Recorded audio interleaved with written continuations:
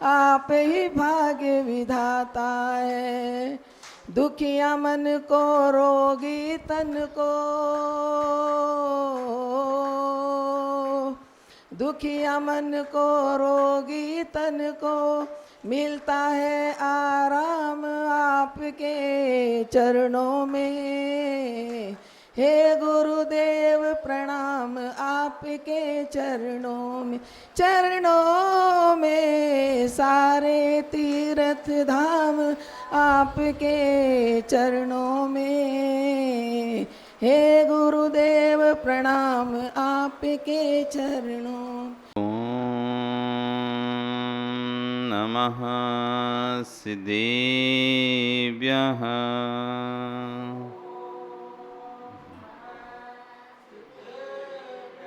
ॐ नमः सिद्धेभ्यः।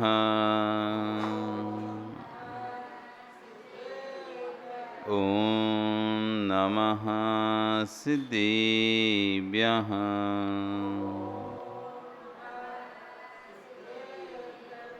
तेरी अनेक गिणाए रुतारी मोहि सिर सिर निबिहु। आयरी राउ बसियो परवादिनियो वव्य जी लोए। नमो अरियंताणम नमो सिद्धाणम नमो आयरियणम नमो अध्यायाणम नमो लोए सविशाहुणम। बोले अनंत अनंत से परमेष्टि भगवान की, आदिरम आदिनाथ भगवान की, वर्तमान शासन महावीर भगवान की, आचार्य श्री कुंद कुंदेव स्वामी महाराज की, आचार्य श्री अक्षर विश्व सागर जी महाराज की, आचार्य वन श्री अक्षर प्रमुख सागर जी महाराज की, अहिंसा में विश्व धर्म की।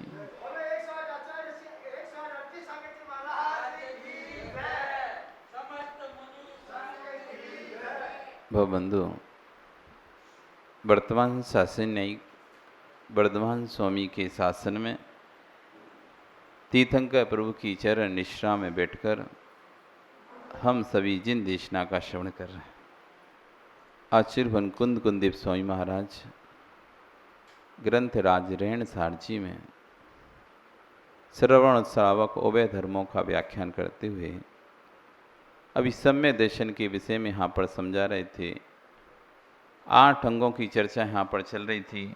निसंकित, निकांक्षित, निर्विकित्सा, उपगुहन, स्थितिकरण, अमूर दृष्टि हुई ना, अमूर दृष्टि, उपगुहन, स्थितिकरण, वात्सल्य और प्रभावना। एक बीच में छूट गया, उपगु अमूर दृष्टि अंग शायद बताया नहीं था क्या? उपगुहन सीधा बताया था ना। अमूर दृष्टि अंग तीसरा अंग है, अमूर दृष्टि अंग। मूढ़ मतलब होते हैं मूर्खता। मूढ़ता मूर्खता से रहित होना। 3 प्रकार की मूर्खता होती हैं, लोक मूर्खता, देव मूर्खता, शास्त्र गुरु मूर्खता। जो देव नहीं है ऐसे जीवों को देव स्वीकार करना। किसी भी पत्थर के आगे जाकर बस आप अगरबत्ती लगाना शुरू कर देते हो। हम भी पाषाण की पूजा करते हैं, लेकिन हम आकार सहित पाषाण मानते हैं। हम भी पूजा कर रहे हैं, किसी आकार की पाषाण की पूजा कर रहे हैं, लेकिन हमारा जो पाषाण है वो भगवान के आकार का रूप है, ना कि कोई सा ही बटैया रख के रख दिया और पूजा शुरू कर दी। किसी पीपल के आगे, परगत के आगे गए और अगरबत्ती लगाना शुरू कर दी। ये मूर्खता है कि जहाँ जो देव नहीं है उसमें देव की कल्पना करना। 3-4 प्रकार के देव होते हैं। एक देव से मतलब है यहाँ पर देवादि देव, जैसे हम के देव सास गुरु की पूजन कर रहे हैं। क्या बोलते हैं? देव सास गुरु की पूजन। वहाँ भी भगवान को देव शब्द से उपयोग पूछा गया, देव शब्द से कहा गया है देव की पूजन करो। तो देव से वहाँ पर क्या अर्थ है? देवादि देव, अरिहंत परमेष्टि। एक देव वो अरिहंत परमेष्टि, जिनको अरिहंत परमेष्टि कहते हैं उनको भी क्या कहा जाता है? देव। अब देव समाद शब्द समानाधिकरण है, अर्थ समानाधिकरण नहीं है, ध्यान रखना। देव देव देव कहने से और आपको कहा कि देव साहब गुरु की पूजा करना, तो आप ये मत समझना जो जिसका भी नाम पे देव लगाओ उसकी पूजा करना शुरू हो जाए। तो बोले महाराज जी उनके नाम के आगे तो देव लगाए, और आपने तो कहा था देव की पूजन करना, इसलिए हम उनकी पूजन करने लगे। तो देव शब्द से यहाँ पर समझना एक देव, देवादि देव। एक देव का मतलब क्या हुआ? देवादि देव, अरिहंत परमेष्ठी। दूसरा देव स्वर्ग का देव, देवगति का देव, उसको भी क्या बोलते हैं? स्वधर्मेंद्र को देव बोलते हैं। स्वधर्म स्वर्ग का देव, ईशान स्वर्ग का देव, 16 स्वर्गों के देव, अहमेंद्र देव, अनुत्तर देव, अनुदेश देव। तो ये देव, इनकी भी देव संज्ञा है। तो एक देव कौन से? स्वर्ग के देव। तीसरे होते हैं कुदेव। तीसरा आता है कुदेव, उनको भी देव संज्ञा से, जो मिथ्यात का पोषण करते हैं, मिथ्यात समर्थन करते हैं, मिथ्यात कार्यों में लिप्त रहते हैं, हिंसा आदि कार्यों में जिनको आनंद आता है, लोगों को भिड़ाने में, जैसे किल्वेश आदि देव होते हैं जो नीचे नरकों में जाते हैं, नरकियों को आपस में बढ़ाते हैं। और छोटे नीच जाति के देव होते हैं जिनको अपनी पूजा कराने में और हिंसा आदि कराने में आनंद आता है। तो ये हो गए कुदेव। कुदेव क्या हो गए? ये कुदेव संज्ञा को प्राप्त हो गए। एक हो गए देव संज्ञा, एक देव संज्ञा अरिहंत परमेष्ठी, एक देव संज्ञा स्वधर्मादि स्वर्गों के देव, दूसरा देव कुदेव मिथ्या दृष्टि आदि जो देव हैं, जो मिथ्यात्म में संलग्न रहते हैं और दूसरों को ही मिथ्यात्म में संलग्न कराते हैं, ऐसे मिथ्या दृष्टि देव भी देव संज्ञा को। चौथे आते हैं अदेव। क्या आ गए? अदेव। ना जो देव हैं, ना जो देवादि देव हैं, ना देव हैं, ना कुदेव हैं, अदेव। जैसे पीपल का पेड़, एक बटैया, कोई गाय को पूज रहा है, कोई बैल को पूज रहा है, कोई बरगद को पेड़ को पूज रहा है। क्यों? ये देव है। कोई फतराऊ देव, कोई जुतवाऊ देव। कहीं एक जाते हैं तो लोग चिंदियाऊ देव, चिंदी टांग के आते हैं उस पेड़ पे, आगे हमारा काम हो जाएगा, इस पेड़ पे देव है, तो चिंदी टांगने लगते हैं। तो कई जगह आपने फटे कपड़े पेड़ों पर देखे थे, कहीं जूते टंगे होते हैं, कहीं फतरा के ढेर लगे रहते हैं, ये कभी किसी पीपल के पेड़ को भी लगे रहते हैं। तो ये कौन सा देव है? कोई आकार नहीं, कोई प्रकार नहीं, एक गोल सी बटैया रख दी, उसको पोत दिया, देव हो गया। आज से ये लोग उसके आगे लड्डू चढ़ाने लगे, अगरबत्ती लगा ले, ये अदेव। ये किसी भी देव की संज्ञा में नहीं आते। ना तो देवादि देव की संज्ञा में आ रहे, ना देव की संज्ञा में, स्वर्ग के देव की संज्ञा में आ रहे, ना कुदेव की संज्ञा में आ रहे, किसी संज्ञा में नहीं आ रहे, वे अदेव। आप ताले के पैर पढ़ रहे हो, शटर के पैर पढ़ रहे हो, गल्ला के पैर पढ़ रहे हो, ये कौन से देव हैं? बताओ राजीव। दोष का दिन आया, तुमने बांट बट्टी धोए, फिर उन पर अगरबत्ती लगा रहे, तो कौन से देव हैं ये? गाड़ी को धोया, सफाई किया, अगरबत्ती लगा रहे, कौन सा देव है ये? कोई देव है? लेकिन फिर भी तुम उसकी पूजा कर रहे हो। हम बांटों की पूजा कर रहे हैं, गाड़ी की पूजा कर रहे हैं, औजार की पूजा कर रहे हैं, अस्त्रों की पूजा कर रहे हैं, शस्त्रों की पूजा कर रहे हैं, दुकान की पूजा कर रहे हैं। ये कौन सा देव की पूजा हो रही है आपकी? कोई देव है इनमें? ये अदेव, जिनका कोई ना आकार है ना कोई प्रकार है देव जैसा। देव होगा तो मनुष्य आकार में होगा, देव होगा तो कोई मनुष्य आकार में होगा। तो कोई जिसका कोई आकार नहीं है, मनुष्य आकार ही नहीं है, और तुम उसकी पूछा ना वो कुदेव में आता है, ना देव में आता है, ना देवादिदेव में आ रहा है, तो वो क्या हो गया? अदेव। पर उसको भी देव संज्ञा से संबोधित करते हैं। तो देव देव कहने से सबको नहीं मानना।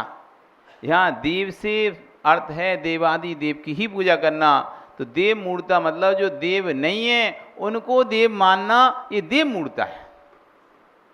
देव नहीं मतलब जो देवादि देव भगवान नहीं है उनको भगवान जैसे पूजना।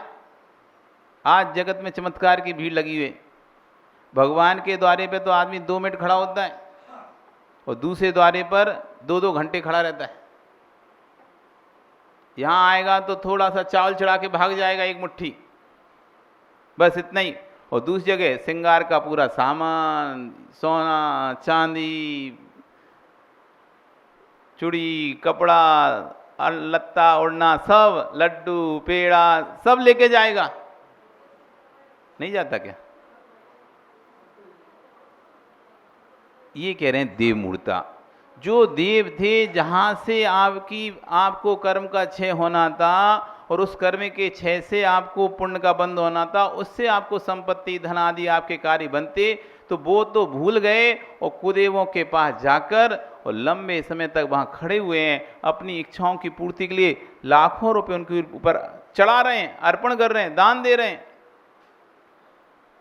ये देव मूर्ता है, सम्यक दृष्टि मूर्ताओं से रहित होता है। वो किसी मूर्ता को नहीं मानता, वो देवादि देव के अलावा किसी और देव के चरणों में नहीं जाता। ये उसका जो मस्तिष्क है, जो मस्तिष्क है, वो सिर्फ देवादि देव के चरणों में ही झुकता है, कहीं और नहीं झुकता।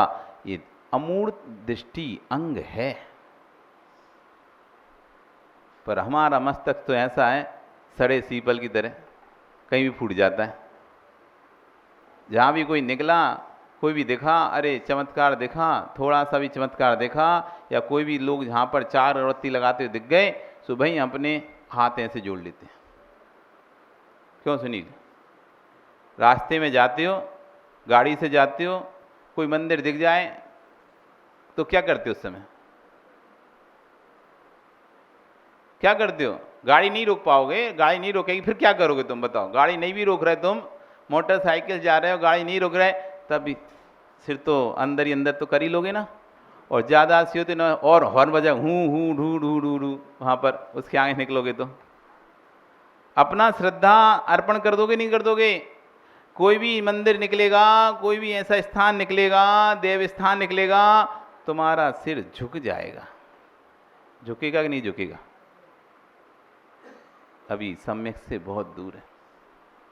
ये सिर हमारा सड़ा श्रीफल नहीं है जो कहीं भी फोड़े आते हैं। ये उत्तमांग कहलाता, उत्तमांग, संपूर्ण शरीर का अंग उत्तमांग। हाथ चला जाए तो आदमी नहीं मरता, पैर चला कट जाए तो भी आदमी जिंदा रहता है। बिना हाथ पैर के आदमी देखेगा कि नहीं देखेगा? जिनके पैर नहीं ऐसे आदमी देखे जाते हैं, जिनके हाथ नहीं ऐसे आदमी देखे, लेकिन जिनका सिर नहीं ऐसा कौन सा आदमी देखा आपने? कोई देखा है खास आदमी? ओ कैलाश जी, ऐसा कोई आदमी देखा जिसका सिर ना हो? है? जिसका सिर ना हो ऐसा कोई आदमी देखा क्या? बिना सिर का, बिना हाथ का आदमी देखने मिल जाएगा तुम्हें, बिना पैर का आदमी देखने मिल जाएगा, मतलब इतने से शरीर से काम चलाने वाला आदमी देखने मिल जाएगा। हसू जी देखा कभी? नहीं देखा, सुना तो होगा ना कि बिना हाथ के आदमी भी होते हैं, हाथ कट गए जिनके, देखा ना आपने, लेकिन बिना सिर का, बिना सिर का नहीं दे। ये उत्तमांग है, ये गया तो फिर सब खत्म। हाथ गए, पैर गए तो कोई दिक्कत नहीं, लेकिन सिर गया तो प्राण ही चले जाएंगे। तो ये सिर जो हमारा है उत्तमांग है, ये सिर्फ देवसास गुरु के चरणों में ही झुकना चाहिए, हर कहीं नहीं झुकना चाहिए। लाख सिर का आदमी भी आकर कहे कि मुझे अब नमस्कार करो तो तुम्हारा काम बना दूंगा, सम्यक दृष्टि जीव होगा, वो कभी तू काम बना तो बना, नहीं बना नहीं बना, काम तो मेरे पुण्य से ही बनेगा, काम तो मेरे अंतराय कर्म के क्षोभसम से ही बनेगा। मेरे अंतराय कर्म का उदय है तो तुम क्या, कोई भी मेरा काम नहीं बना सकता। और मेरी जब अंतराय कर्म का क्षोभसम होगा तो जो वस्तु दुर्लभ थी वे वस्तु सुलभ हो जाएगी।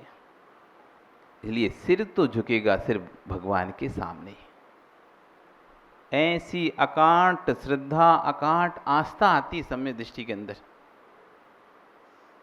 किसी भी लालच में भय, आशा, स्नेह, लोभ, ये सिर कौन किस कारण से झुकता है? 4 कारण से झुकता है। भय से, दूसरे के सामने सिर आप झुका, कब क्यों झुका रहे हो? एक तो आस्था से सिर झुकता है, आस्था नहीं हो तो फिर किससे झुकता है? भय से। कोई डर दिखा दे, बंदूक लगा दे, झुका, नहीं तो मार डालूंगा।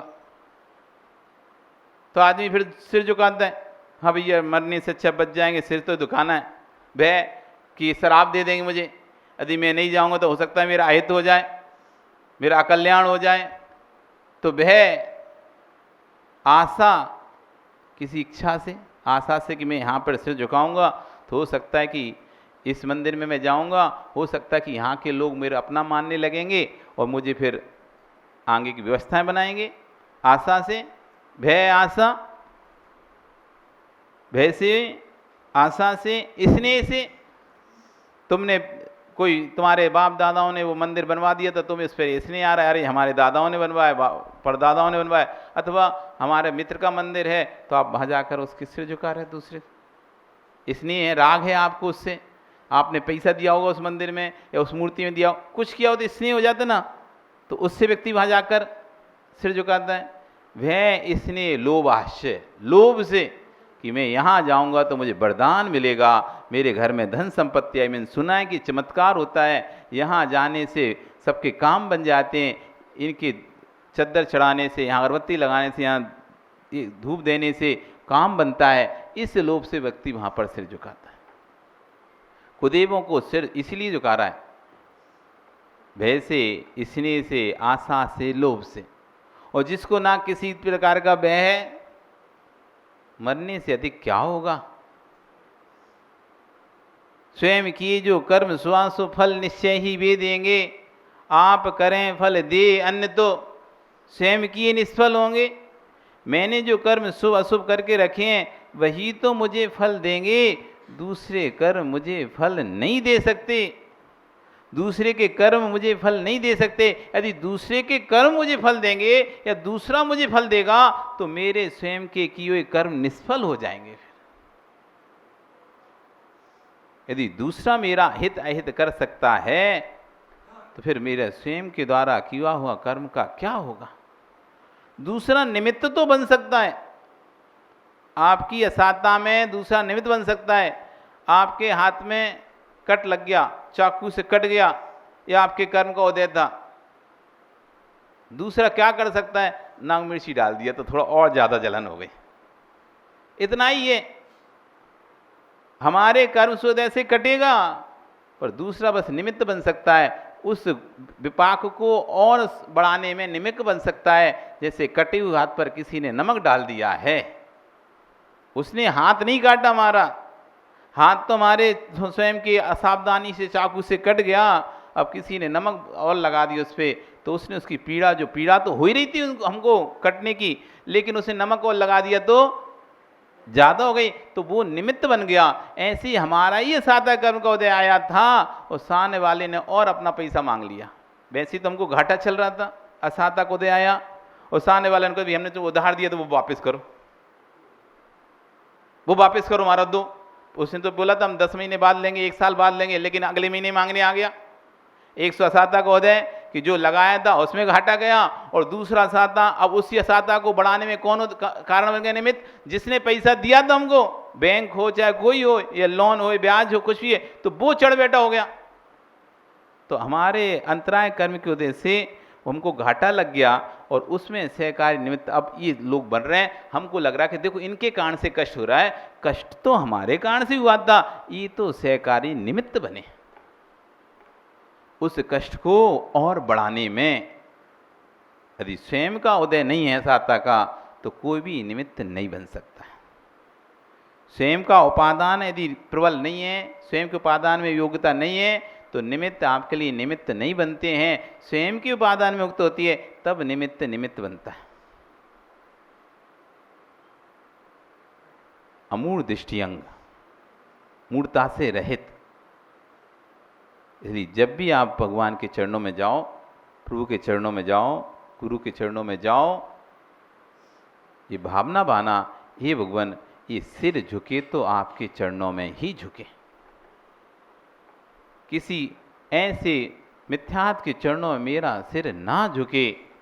मरण स्वीकार करना पसंद करता है सम्यक दृष्टि। कहते हैं सम्यक के साथ में नरक में जाना श्रेष्ठ है मिथ्यात्व के साथ स्वर्ग में जाने से। कोई मिथ्यात्व में आपको भेजकर स्वर्ग में भेजना चाहे और सम्यक के साथ नरक जाना पड़े तो कहते हैं सम्यक के साथ नरक जाना श्रेष्ठ है, नरक के दुख भोगना श्रेष्ठ है, क्योंकि वो एक भव की दुख है। अगले भव में सम्यक के प्राप्त से आपको सुखी सुख मिलेंगे, और मिथ्यात्व के स्थान में स्वर्ग जाने श्रेष्ठ नहीं है, क्योंकि वो एक भव का सुख है, अंत भवों तक आपको फिर दुख ही दुख मिलेंगे। सम्यक साथ नरक में भी जीव है, बस उसी भव के लिए दुख है, क्योंकि उसने पहले नरक आयु का बंध कर लिया, बाद में सम्यक प्राप्त किया, इसलिए उसे नरक में जाना पड़ गया। जैसे राजा सैनिक आयु बंध पहले हो गया था, सम्यक दर्शन बाद में प्राप्त किया, तो अब उसे नरक में जाना पड़ रहा है, लेकिन वहाँ से निकलकर वो आगे जाके अपना कल्याण कर लेगा। तो कह रहे हैं नरक में सम्यक के साथ जाना श्रेष्ठ है, क्योंकि वहाँ से निकलने के बाद तो उसकी हमेशा सुखी सुख को प्राप्त होगा, और मिथ्यात्व के साथ स्वर्ग में जाना श्रेष्ठ नहीं है, क्योंकि उस भव में तो सुखी दिखाई देगा, लेकिन उसके बाद फिर उसके जो बाकी के शेष भव हैं वे सब कष्ट में होंगे। इसलिए भगवान पर आस्था रखो, श्रद्धा रखो, और मिथ्यात्व पर, कुदेव कुगुरु कुशास्त्र पर श्रद्धा मत रखो। पहली देव मूर्ता कह रही है कि सच्चे देव का स्वरूप समझकर सच्चे देव पर आस्था रखो, जो सच्चा देव नहीं है उस पर आस्था नहीं रखो, और यदि उस पर आस्था रखते हो तो आपकी देव मूर्ता है। जो देव नहीं है उसको देव मानना। फिर कह रहे हैं गुरु मूर्ता, जो गुरु नहीं है, जो गुरु जैसे देव शब्द सबके लिए लगता है ना, ऐसे गुरु शब्द सबके लिए लग रहा है। गुरु शब्द लगने से सब गुरु एक से नहीं हो जाएंगे। दूध दूध दूध दूध, गाय का भी दूध होता है, बकरी का भी दूध होता है, भैंस का भी दूध होता है, ऊँटनी का भी दूध होता है, और अकौए के पेड़ से भी दूध निकलता है। आक का पेड़ होता है ना, आकड़े का, उसका भी तोड़ोगे तो उसमें से भी दूध निकलेगा। तो दूध दूध शब्द से आंख में जलन हो रही है, तो कौन से दूध की जरूरत पड़ेगी? अशोक जी कह दिया आंख में जलन हो रही, दूध लगा लेना आंख में, तो अब आपको दूध नहीं मिल रहा तो आप सोचेंगे आक का पेड़ में से दूध निकलता है, तो आक के पेड़ में से आपने आंकड़े के पेड़ में से दूध निकाला, रुई को फोया तैयार किया और आंख पे लगा लिया, भैया जितना भी दिख रहा था ना वो और दिखना बंद हो जाएगा। फिर आप कहोगे अरे महाराज जी बोले थे आंख दर्द हो तो दूध का फोआ लगा लेना, हमने तो दूध का फोआ लगा और देखना और बंद हो गया, दर्द हो तो थोड़ो। तो दूध से अर्थ निकलना कि गाय के दूध का लगाना। अब लू लग जाए किसी को तो दूध लगा लो, लू उतर जाएगी। अब कौन सा दूध लगाएं? तुमने यदि ऊँटनी का दूध लगा दिया, भैंसनी का पूरा चिपक जाएगा शरीर पूरा, तो कौन सा दूध? बकरी का दूध लगाना, सबसे पतला होता है। बकरी का दूध जैसे पूरे शरीर से लगाओगे तो कैसी लू लगी हो सब उतर जाएगी। तो दूध दूध शब्द से हर दूध एक सा नहीं है, ऐसे गुरु गुरु गुरु शब्द सबके आगे लगने से सब गुरु नहीं होते। संत संत संत संत महंत संत गुरु, तो वहाँ पे गुरु की परिभाषा समझनी पड़ेगी। गुरु किसे कहते हैं? जो बीतरागी दिगंबर मुनिराज हैं वही सच्चे गुरु हैं। विषयासा बसाती तो निरारंभो परिग्रहा, ज्ञान ध्यान तपोरक्ता तपस्वी सा प्रशस्ते। जो विषय आशाओं से रहित हैं, आरंभ परिग्रह से रहित हैं, धन पैसे से रहित हैं, स्त्री पुत्र आदि से रहित हैं, ऐसे गुरु ही, और जो ज्ञान ध्यान तप में लीन रहते हैं वही गुरु संज्ञा को प्राप्त होते हैं। उनको ही गुरु मानना तो गुरु है। और तुम किसी जगत में जिसको भी देखा तुमने लोटा सोटा लिए, बाल बढ़ाए हुए, घेहुआ कपड़े पहने, कैसे भी कपड़े पहने, और तुमने कहा गुरु महाराज, और लेट गए उनके आगे, साष्टांग नमस्कार कर लिए, तो ये आपकी गुरु मूर्ता चल रही। अरे सब गुरु एक से हैं, सब गुरु नहीं, सब गुरु एक से नहीं है। गुरु शब्द समानाधिकरण है, अर्थ समानाधिकरण नहीं है। शब्द से गुरु गुरु कहते हैं, लेकिन अर्थ गुरु का उनके अंदर प्राप्त नहीं होता है। एक गुरु मूर्ता हो गई। फिर होती है लोक मूर्ता, तीसरी होती है लोक मूर्ता, अर्थात लोक में जो पिछलन है उसके पीछे चले जा रहे हैं, उसके बारे में सोच ही नहीं रहे कि ये बात सत्य है कि असत्य है, ये करने योग्य है कि नहीं करने योग्य, इससे कोई मतलब नहीं, बस करे जा रहे हैं, करे जा रहे हैं, करे जा रहे हैं। एक बार एक राजमार्ग पर एक राजा की सवारी निकलने वाली थी, और राजा की सवारी निकल रही थी, तो इसी बीच में एक श्वान ने आकर उस पर मार्ग पर अपना काम कर दिया। अब इधर जो सैनिक आदि जो देखरेख करने वाले थे, इतनी जल्दी समय नहीं था कि अब उसको हटा पाएं। तो वहीं टोकनियाँ पड़ी हुई थी, फूल की टोकनी राजा के ऊपर सवारी ऊपर ऐसे डालने के लिए, फेंकने के लिए रखी थी। तो एक उस सैनिक ने क्या किया, एक टोकनी ली और उस पर डाल दिया, ढक भी गया, सुंदर भी दिखने लगा, वो मल ढक गया। वहाँ पर लोग देख रहे थे। अब उन्होंने ये तो नहीं देखा क्या था, बस उन्होंने देखा कि टोकनी डाल रहे हैं, फूल डाला है। तो एक और चला तो उसने एक टोकरी में से थोड़े से फूल निकाले, उस पर डाले। अब उसे देखा तो दूसरा चला तो उसने भी एक फूल उठा ले और थोड़े उस पर डाले। ऐसे देखते देखते तो वहाँ पर सभी लोग, जितनी पब्लिक जो थी, सब ने लगा कि ये कोई स्थान है और यहाँ पर फूल डालना है, तो सब लोग उसमें फूल डालते रहे। एक व्यक्ति सोचता है कि अरे ये सब लोग तो फूल डाल रहे हैं देव के ऊपर, अपन तो देव के चरण ही पड़ेंगे सीधा। तो उसने अंदर डाल दिया हाथ, और जैसे ही हाथ डाला तो ये देव था। तब समझ में आया कि ये देव था, हम तो देव मूर्ता मरे जा रहे हैं। ऐसी जो लोग चल करे जा रहे हैं, बस हम करे जा रहे हैं, पता नहीं है क्या होना, क्या चाहिए, करना क्या चाहिए, कोई भी बोध नहीं है, और लगे जा रहे हैं। ये लोक मूर्ता है, इससे बचना। जो इन तीन मूर्ताओं से रहित होता है वह अमूढ़ दृष्टि अंग से युक्त सम्यक दृष्टि श्रावक होता है। आपका संग कल फिर आओगे, पर्या रही तो हम फिर और चर्चा करेंगे। बोली भगवान महावीर स्वामी की।